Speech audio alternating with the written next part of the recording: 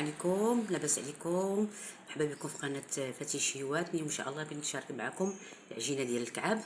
ندوزو المقادير. عندنا 250 غرام ديال الدقيق من نوعيه جيده، كبيره ديال السكر كلاصي، وكنضيف واحد 50 غرام ديال الزبده في حراره المطبخ. صافي ومن بعد كنديروه في اما الترموميكس ولا اي اله عندكم باش كيتخلط ويتعجن. ومن بعد كنبقى نزيدو بالزر بشويه بشويه باش كيجمع لنا العجين.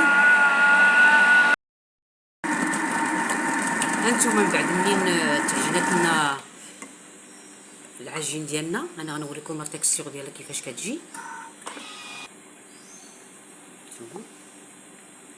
ومن بعد كتشدوها كتلوها في السلوفان وكتبات ليله كامله من الاحسن.